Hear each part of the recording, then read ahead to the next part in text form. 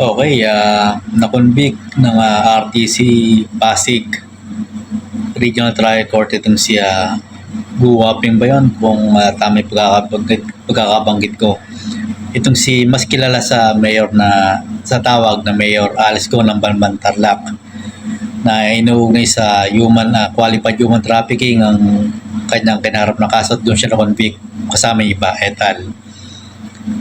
At kinawaran to pa ng Office of the Solicitor General dahil sa kanyang questionable citizenship na ito yung pinaghinalaan din na espiya ng China. Na marin niyang tinanggi yung nasa Senado na ginisa siya ni Senador Rizal Tabero sa ibang mga senador doon. So ito, kung mapatunayan po natin dito, malaki yung bahagi o naibahagi ng NBI sa fingerprint. Doon na lamang kasi itong napuking itong si Mayor Alice Go. At pinagmumulta ito ng 2 milyon saka iba pang civil obligation sa kanyang bawat kaso o bawat biktima dito sa kasong kanyang kinaharap.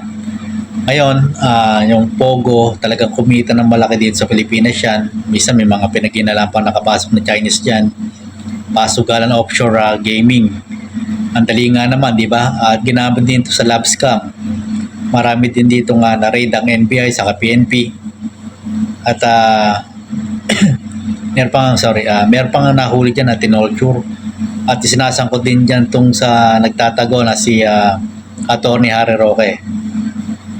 At palay ko, kinakabahan na siya ngayon kasi convicted si Alice Go. Pero, 40 years kung hindi nagkakamali, 40 years ang hatol dyan. So, meron pa yung automatic review o apela sa Supreme Court. Siyempre, apela yan.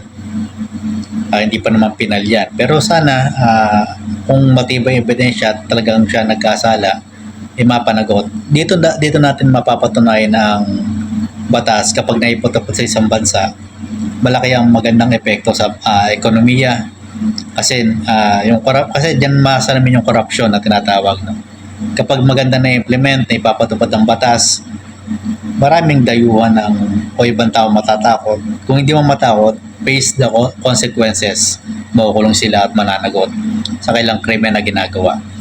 Ngayon, hindi po biro-birong batas. Alam po naman marami pa naman dyan sa hukuman, sa gobyerno natin, sa law enforcement, sa mga alagad ng batas, mga otoridad po natin na matitino. So, sana magtuloy-tuloy na po ito at may mga iba pang wanted na kaunay sa kasong ito. Talagang makita natin, no, itong Pogo hindi pa rin nagbayad ito ng tax sa ng BIR. So, pag hindi pagsuporta na si gobyerno sa tama ilang ginagawa, sana magtuloy-tuloy. Saka, salute sa mga law enforcement agency, PDEA, PNP, NBI. Maraming salamat po. So,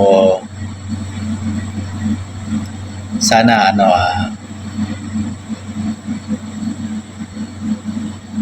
magtuloy-tuloy po ito. Dito natin may babalik yung tiwala ng mga taong bayan sa ganitong klase ng hatol ng hukuman. Kasi yung iba, mga napoles, iba na-quit sila dun sa ibang kaso. So sana magtuloy-tuloy na po talaga. So hanggang dito lang po muna yung vlog. Maraming salamat.